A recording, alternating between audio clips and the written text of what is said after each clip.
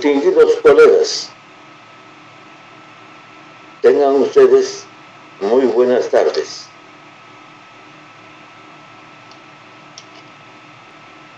Nuestros agradecimientos a la Sociedad Peruana de Obstetricia y Ginecología por habernos invitado a participar en el simposio Parto Prematuro en el marco del 24 Congreso Internacional de Obstetricia y Ginecología. Hasta el año 1963, en la Gran Lima, la Sociedad Pública de Beneficencia administraba los hospitales 2 de Mayo, Hospital Loaiza, Maternidad de Lima, y en esos hospitales se dictaban las clases de medicina humana de la única Facultad de Medicina San Fernando. En la década del 50, en mis estudios de pregrado e internado, tuve la suerte de conocer y asistir a las clases de pregrado. En el internado, que era lo mejor de nuestra formación, también asistimos al Hospital del Niño, donde se hacía todas las especialidades de pediatría. En ese entonces no había médicos especialistas, sino médicos generales que hacían las diferentes especialidades. El año 1963, la Maternidad de Lima pasó al MINSA, Ministerio de Salud, y llamaron al concurso. Allí ingresaron 5 médicos pediatras que hacían especialidad de neonatología. Recuerdo los nombres: doctor Justín, doctor Itahachi, doctor Díaz, doctor de Negri. Les quiero contar que en ese entonces, la década de 60, en Maternidad de Lima se asistían 100 pacientes al día de parto. Y muchas veces, en mi caso pasó en la década 3 veces, en que el pediatra hacía el diagnóstico de sífilis. Inmediatamente que veía al recién nacido, nos hacía pasar la voz de tener cuidado con la paciente y hacerle sus análisis. Y esos pediatras hacían el diagnóstico clínico de sífilis del recién nacido con las fictenas y las características que se conocían. Ese es el dato que yo tengo que hacer a esos pediatras tan dedicados a los recién nacidos. Recién entonces, en la década de finalizar 70, se comienza a formar la subespecialidad de neonatología. Y así va creciendo el número de médicos especialistas en pediatría y en neonatología. Acá quiero mencionar que el actual decano nacional, el doctor Raúl Urquizo, trajo en ese entonces novedad de la madre canguro en el Hospital San Bartolomé. Y les quiero contar que al inicio de la década del 80 ya se había hecho conferencias del Colegio Médico, la Sociedad Peruana de Obstetricia, como madre canguro. Yo visité mi tierra, el Cusco, y en una provincia, Canchis, Sicuani, en un hospital pequeño, utilizaban el programa de madre canguro. Una mujer madre soltera tuvo su prematuro y ella trabajaba, y así en un pequeño hospital donde no había incubadora, hacían madre canguro la enfermera y las auxiliares, y salvaron a un prematuro de menos de 2 kilos.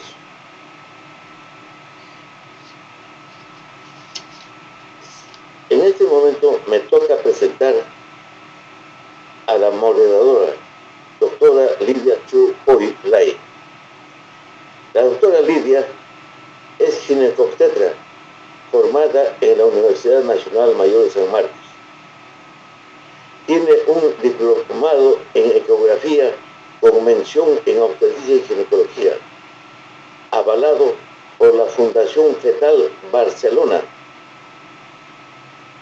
Es ex médico asistente en ginecobstetricia del Hospital Naval. Es médico del staff de la Clínica Zamorca. Es miembro titular de la Sociedad Peruana de Obstetricia y Ginecología y fellow del American College of Obstetricians and Gynecology, ACOG. Doctora Lidia, tiene usted la palabra. Buenas tardes, estimados colegas. Muy bien. Buenas tardes, estimados colegas. Agradezco al doctor Ramiro Yanque su presentación y agradezco al comité organizador la deferencia de permitirme ser partícipe de este simposio tan importante como es el tema del parto prematuro. Para este tema tenemos 3 excelentes ponentes, referentes nacionales. Presentamos a nuestro primer expositor, al doctor Elías Alexis Valladares Gutiérrez. Él nos va a hablar sobre prematuridad iatrogénica y cómo evitarla. El doctor Elías Alexis Valladares Gutiérrez es especialista en ginecología y obstetricia. Es doctor en medicina por la Universidad Nacional Mayor de San Marcos. Médico asistente del Servicio de Emergencia del Departamento de Cuidados Críticos del Instituto Nacional Materno Perinatal. Es magíster en docencia e investigación en salud por la Universidad Nacional Mayor de San Marcos. Es miembro titular de la Sociedad Peruana de Obstetricia y Ginecología y es miembro asociado de la Sociedad Peruana de Ultrasonido en Obstetricia y Ginecología. Bienvenido, doctor Valladares. Adelante con su tema. Buenas tardes con todos. ¿Qué tal mi pantalla, doctora?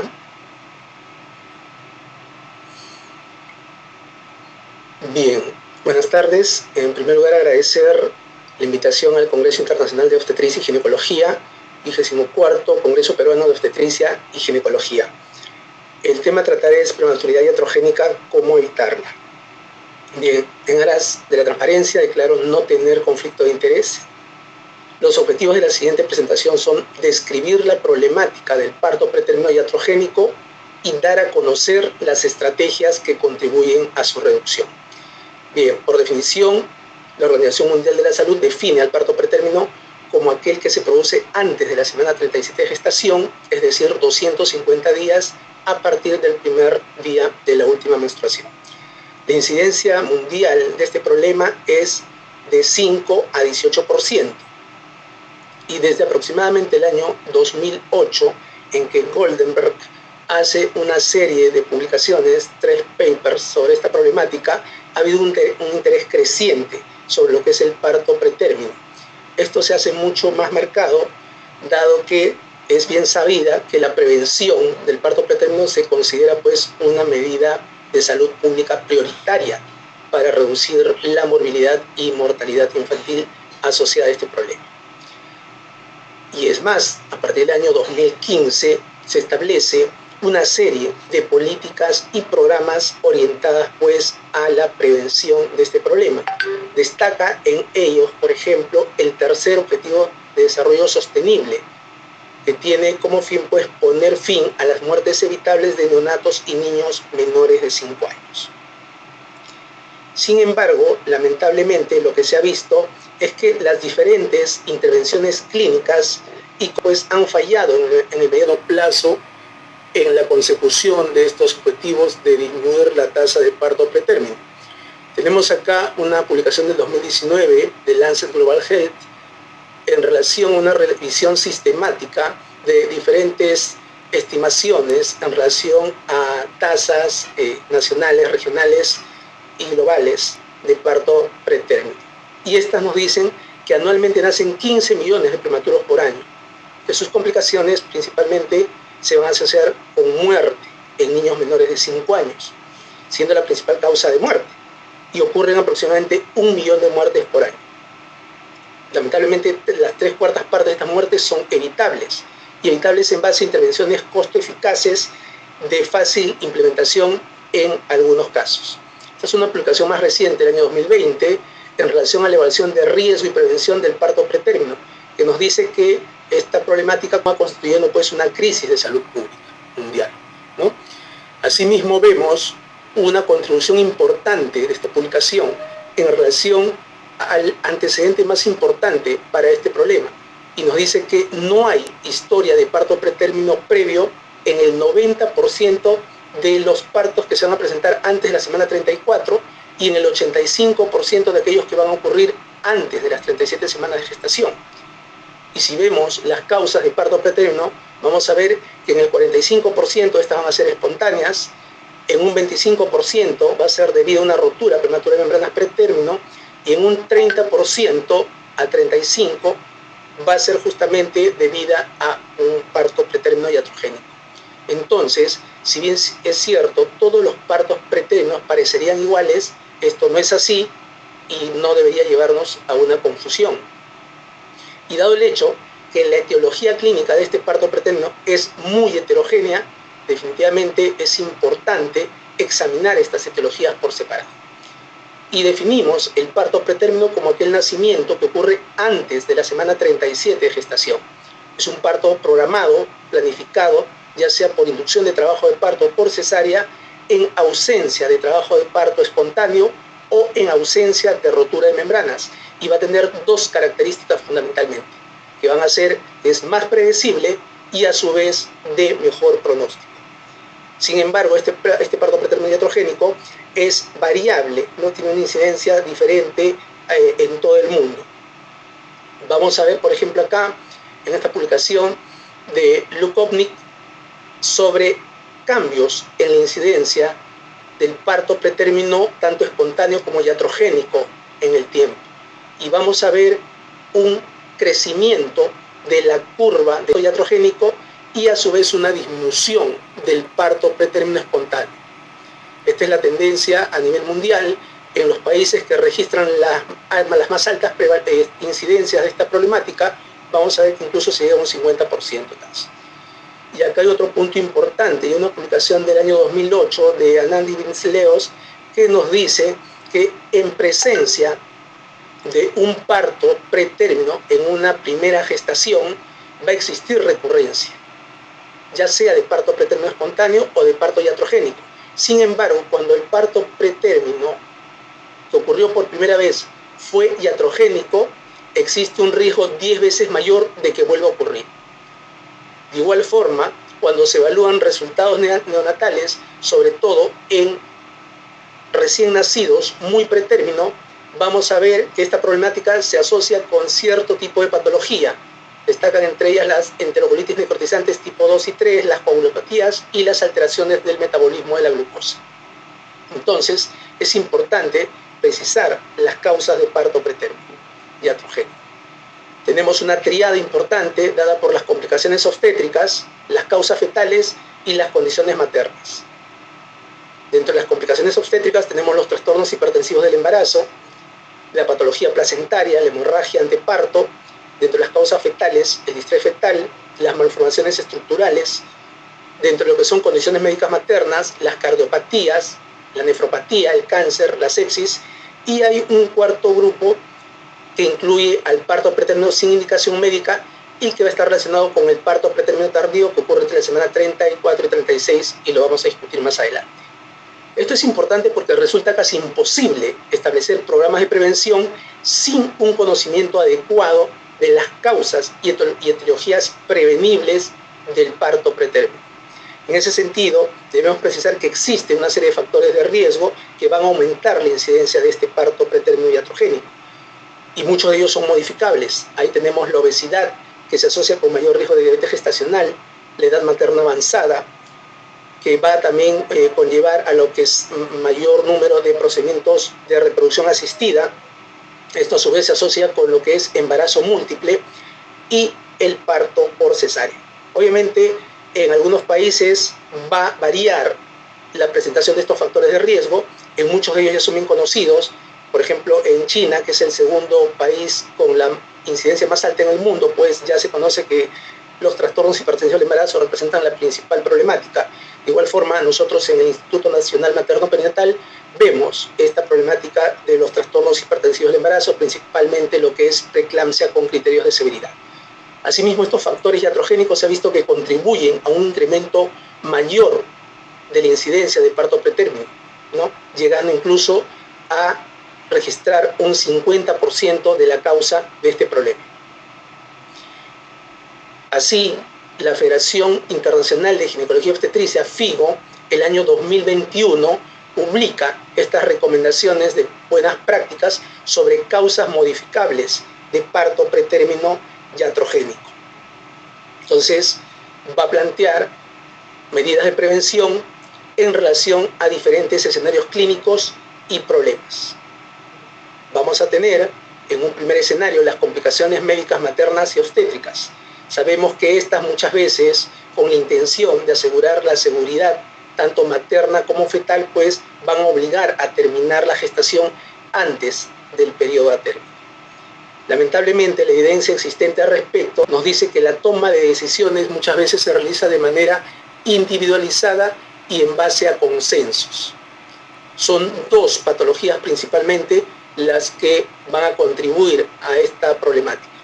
Son los trastornos hipertensivos del embarazo en sus diferentes clasificaciones y los trastornos placentarios y de cordón umbilical, que nos van a dar este problema. Muy bien. Miren acá, por ejemplo, esta es una recomendación de cuándo podemos nosotros terminar un parto pretérmino de forma por indicación médica, ¿no? En base a una metodología Delphi, publicación del año 2019, en la cual se plantea, por ejemplo, diferentes escenarios para cada una de las principales etiologías causantes de este problema, ¿no? Vemos acá, por ejemplo, preeclampsia en diferentes escenarios entre semana 34 y 36, y como recomendación, pues, que debemos terminar la gestación en todos los escenarios en los cuales se asocie presencia de síntomas de irritación cortical. Entonces, las medidas, las estrategias planteadas frente a este tipo de complicaciones maternas obstétricas van a ser la reducción del parto por cesárea, establecer políticas para reducir la obesidad en las mujeres, con la intención a su vez de lograr una disminución secundaria de la diabetes gestacional, realizar un tamizaje temprano de la preeclampsia y el uso adecuado de aspirina a dosis bajas en poblaciones seleccionadas de riesgo. Las recomendaciones para lograr estas estrategias van a ser identificar, obviamente, el aporte del parto pretérmino iatrogénico a la tasa general de parto pretérmino global y sus causas en cada país. Por lo tanto, fomentar y desarrollar más investigación. Asimismo, establecer planes de acción, programas de detección, realizar una prevención basada en evidencia y formular políticas de salud dirigidas a los factores de riesgo modificables. Tenemos un segundo grupo, ¿no? Y bien, dentro de esto es importantísimo, es un punto crucial, la actitud y conducta clínica de los médicos, ¿no? Muchas veces la experiencia quiere sobrepasar a la evidencia y sabemos que esto no se va a asociar con los mejores resultados, tanto maternos como perinatales. Respecto a lo que es aspirina, miren, esta es una publicación de febrero de 2021 en relación al inicio temprano del uso de la aspirina y la dosis en relación a lo que es el parto pretérmino iatrogénico.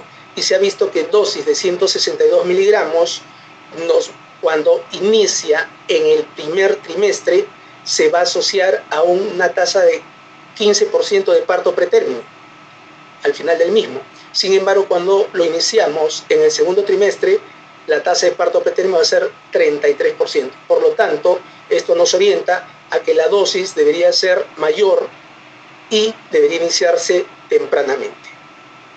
Esto, a su vez, es consistente con diferentes publicaciones que han salido en el año 2021-2022.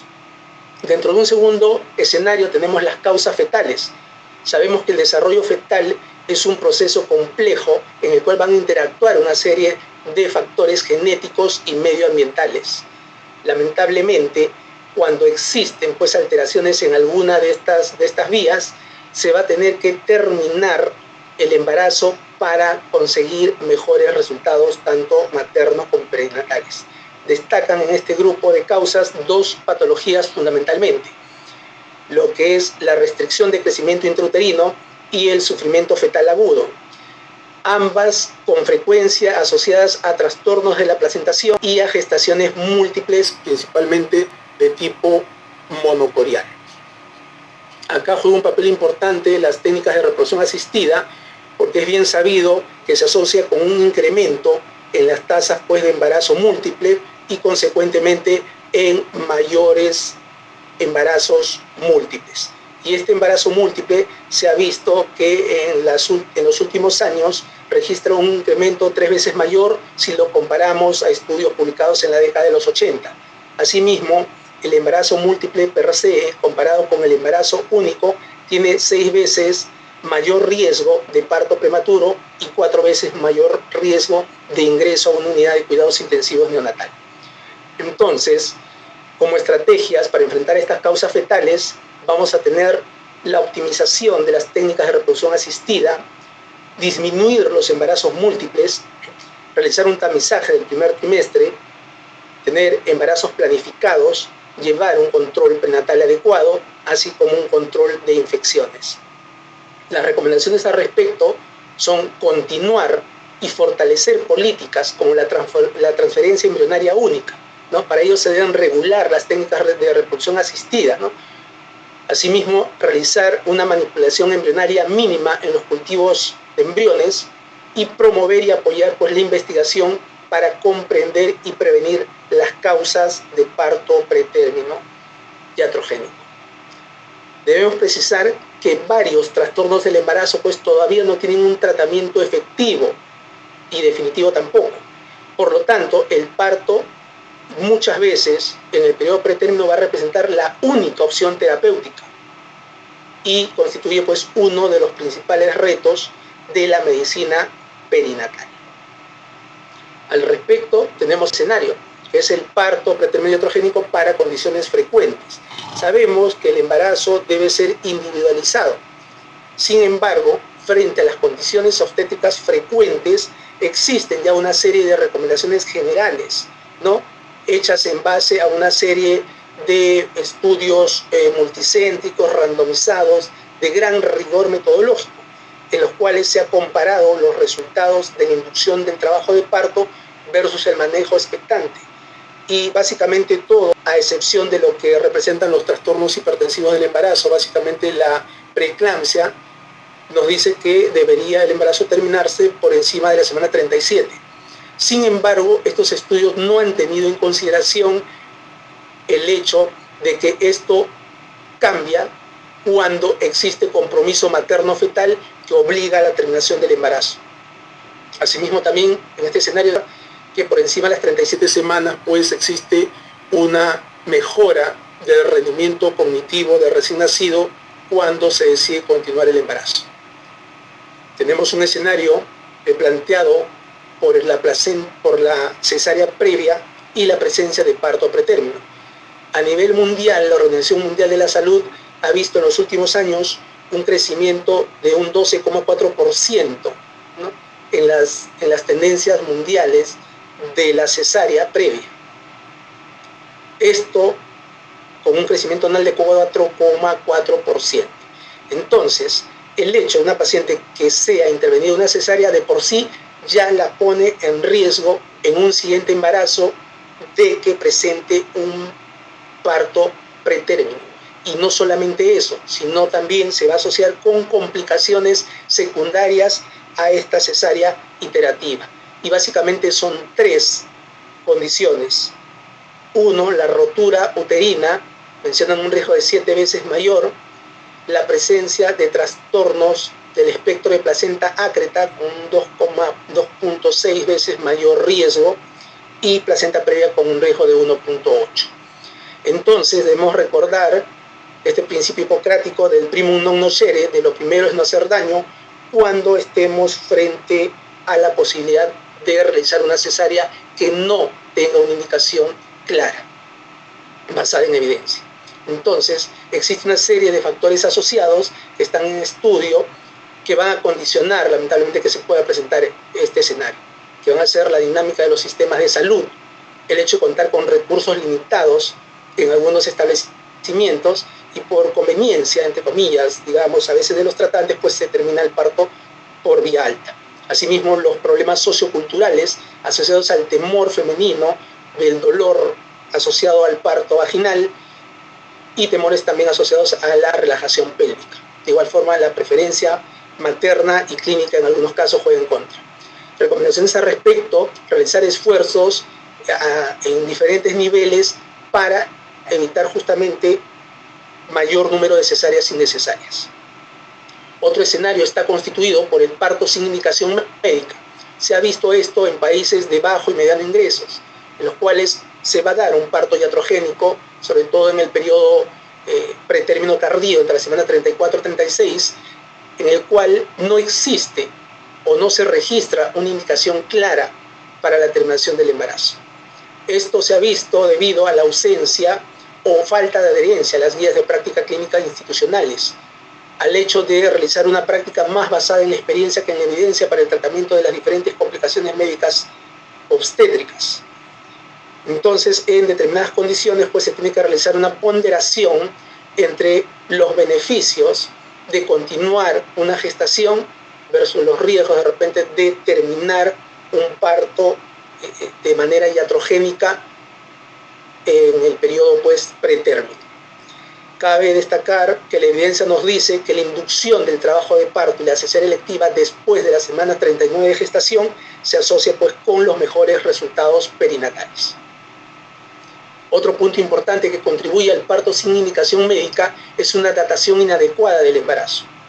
Entonces se va, lamentablemente, a tener un embarazo fechado subóptimamente en ausencia de un ultrasonido realizado por un personal competente antes de la semana 22. Entonces la recomendación en este sentido es implementar y asegurar una ecografía del primer trimestre para una fecha adecuada del embarazo, cumplir las guías de práctica clínica institucionales para el momento en que se decida terminar la gestación frente a las diferentes condiciones tanto médicas fetales como obstétricas, y fortalecer los procesos de educación y comunicación del paciente para lograr una buena toma de decisiones. Siguiendo estas recomendaciones y estas estrategias, se ha visto que se está logrando disminuir las tasas globales de parto pretérmino a través de la reducción de los nacimientos pretérminos iatrogénicos. Esta es una publicación hecha en China, como decíamos, que tiene una incidencia muy alta esta problemática. En ese sentido, ¿a dónde vamos? ¿A dónde nos dirigimos? Esta es una publicación del American Journal de Nutrición Clínica del año 2021 en relación a factores modificables para la triada materno-fetal y placentaria asociada a la prematuridad iatrogénica. Sabemos que los factores relacionados con el parto pretérmino iatrogénico difieren de aquellos que tienen relación con el parto pretérmino espontáneo. En este sentido, el estilo de vida, lo que incluye una dieta saludable, factores de riesgo basados en biomarcadores dietéticos y el estrés de bajo a moderado, también se ha visto que influyen en un incremento del riesgo de parto pretérmino. Entonces, están apareciendo nuevos factores asociados a la prematuridad iatrogénica que van a merecer pues, ser estudiados. Quiero terminar con estos mensajes para llevar a casa diciendo que el parto pretérmino iatrogénico ha aumentado su incidencia en los últimos años, es más prevenible, y que la reducción de este parto pretérmino iatrogénico contribuirá a disminuir las tasas globales de parto pretérmino que han permanecido invariables en las últimas décadas. Es todo, gracias. Muchísimas gracias, doctor Valladares, por su excelente exposición. Pasamos a nuestro segundo tema y ya dejaremos las preguntas para el final. Presiento que vamos a tener bastantes preguntas.